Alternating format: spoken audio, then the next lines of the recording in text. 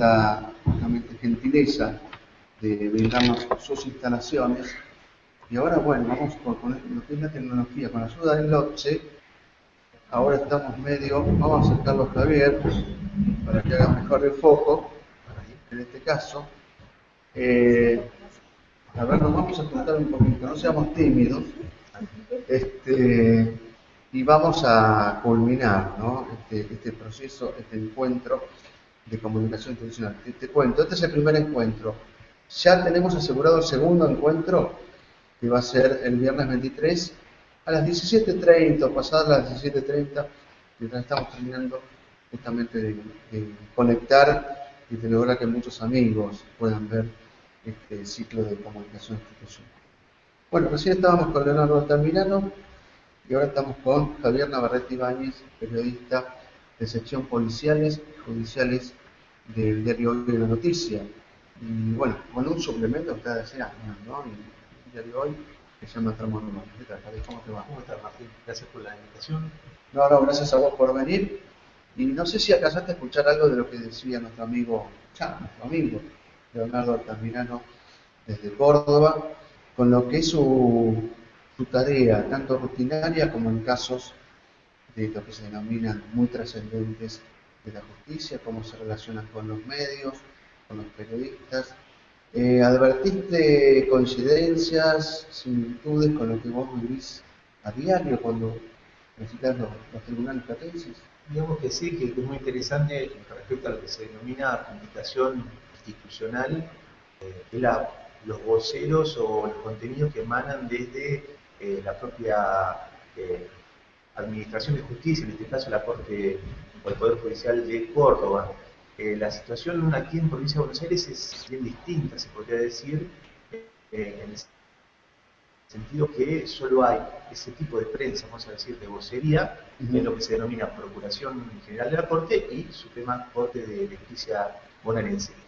Para el resto, cualquiera de los periodistas, tanto aquí en la capital de la provincia, en La Plata, los medios, ya sea radiales, gráficos, televisivos, es como que debemos caminar los pasillos, golpear las puertas, mano a mano en el día a día con esas fuentes primarias de información que son jueces, fiscales, camaristas, defensores, y por qué no destacarlo también lo que son los abogados litigantes y más aún a quien fundamental en el proceso judicial, que son las víctimas y sus familiares. Entonces, la gran diferencia, digamos, es muy interesante y muy productivo escuchar, en este caso, la experiencia de colegas en la comunicación, sobre todo lo que son las vocerías, de la parte institucional del Poder Judicial, pero también, digamos, lo que vemos que hay, eso es una herramienta más en nuestro diario que hacer en lo que respecta a la recolección, búsqueda de información para luego la divulgación de información judicial. Pero debemos decir sí, que la mayoría de los que son periodistas, ya sea de tiempo completo en cuanto a la cobertura judicial, o que de tanto en tanto, ya sea como los cronistas radiales o cronistas televisivos, deben acudir a los tribunales, es más bien cuerpo a cuerpo, golpeando puertas, como decía, tratando de contactar al juez o al fiscal, y lo más importante, de ganar cierta relación de confianza, de habitualidad en esas fuentes, para también conseguir algo que estaba mencionando recién, que es el off the record o el on the record, poder diferenciar esa información, sobre todo lo que se denomina una información tan específica, tan especial, tan clasificada como una información judicial, tan delicada en expedientes donde son tan resonantes, donde hay información donde hay delitos muy graves y gravosos, donde hay víctimas implicadas, donde hay secreto de sumario. Y le decía también, es muy importante ese tipo de información lograr ese acceso con la fuente en carne y hueso, fuente primaria, pero también el acceso al expediente. Esto hace una diferenciación en cuanto no solo a la relación con la fuente, sino también con otro tipo de coberturas que de alguna manera, podríamos decir, que están desapareciendo en lo que hace al interior de las redacciones y de las producciones periodísticas, que es el periodista en el lugar de los hechos, ¿sí? Yo quería hacer, mientras descansas un poquito, sí. Justamente esta brillante clase que estás dando de cobertura judicial. Recién hablabas de los accesos a las fuentes. Y el tema a mí se me ocurre de decir, si, bueno, vos sos periodista de gráfica, de diarios, te sentís como que tenés una ventaja sobre otros tipos de medios, sobre televisión, radio. Es como que la radio y televisión parece que fuera más invasiva sobre los tribunales. Y el gráfico no, o si vamos al caso, vos caminás por pasillo tranquilamente, con una libretita en la mano y nada más. A veces, o un grabador en el bolsillo del saco y nada más. Y es como que se da más el diálogo íntimo, ¿no? Con la fuente. ¿Cómo no? Bien, en realidad no llamarlo ventaja, más o menos lo que venía relatando, en el sentido de que es una condición, una característica intrínseca a la labor periodística judicial, que es ese día a día, ese contacto continuo con la fuente de información judicial, que no es una fuente fácil, ¿sí? Pensemos otro tipo de coberturas periodísticas, la deportiva, la policial, digamos, plena, a veces la política a través de la gacetilla, que tanto se ha instrumentado, que es gacetilla y no con la fuente de carne y hueso en ese contacto. Entonces, la judicial es una fuente muy especial, ¿sí?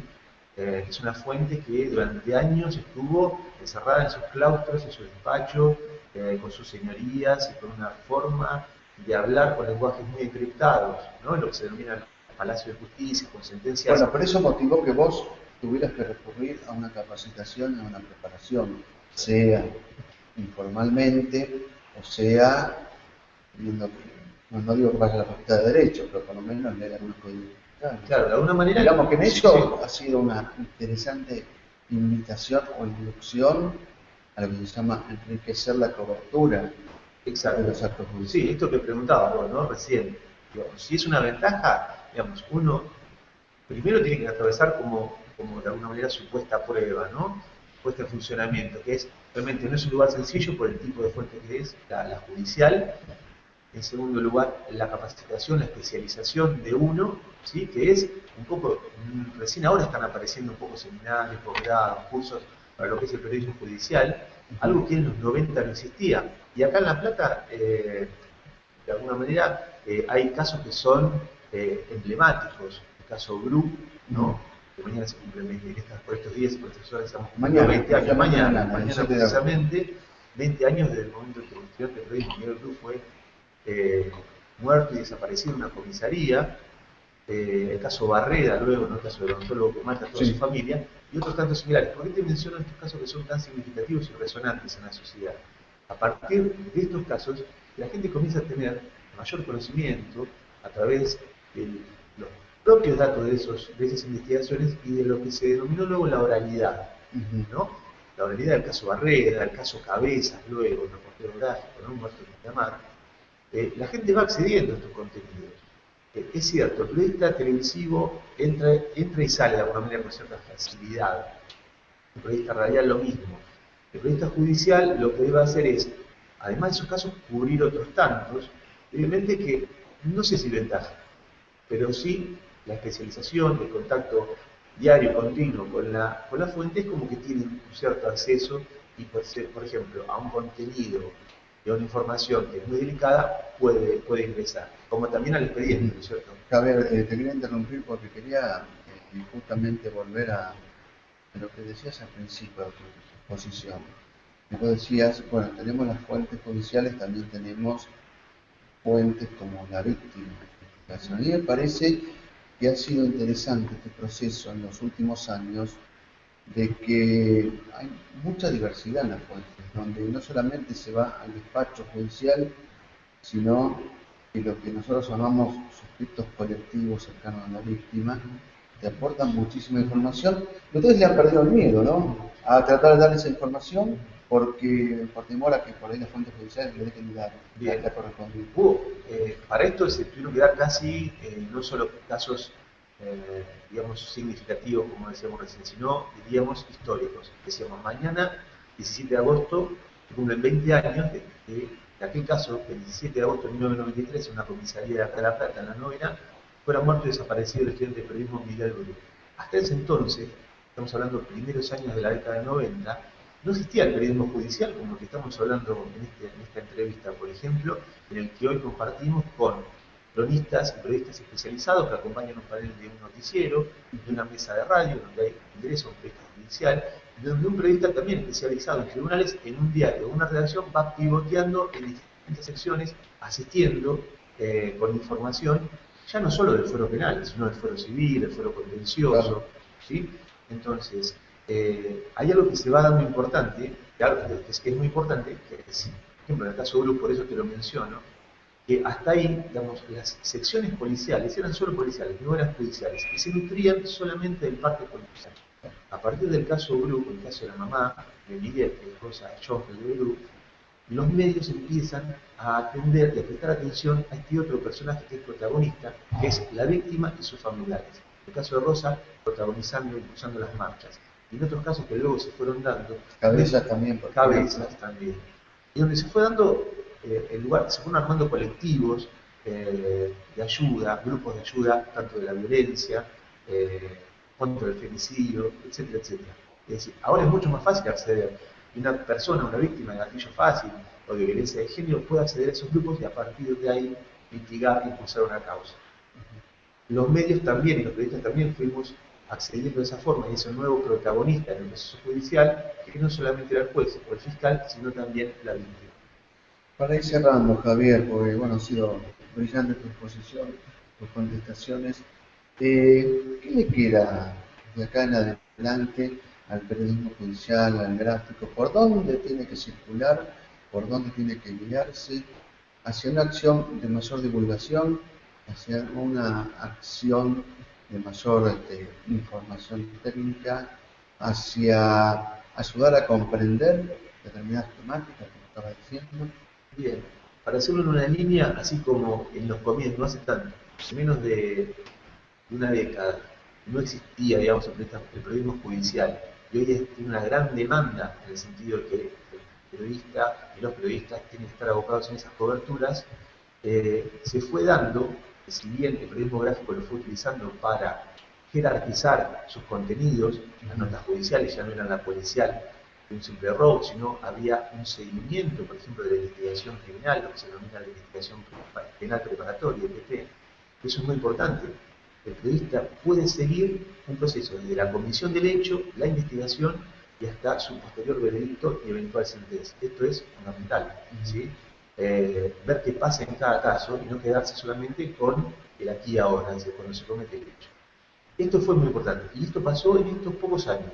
Ahora, también hay que decir que en este último tiempo, cómo fueron tomando, por ejemplo, y esto se ve más bien en lo que es la radio y lo que es la televisión con los móviles, que se apela más al show mediático de determinados casos, ¿no? El estruendo, el impacto, tal vez porque si uno mira las grillas televisivas es lo que más se encuentra, la medición, el punto de rating, el prime time, lo que es impacto televisivo.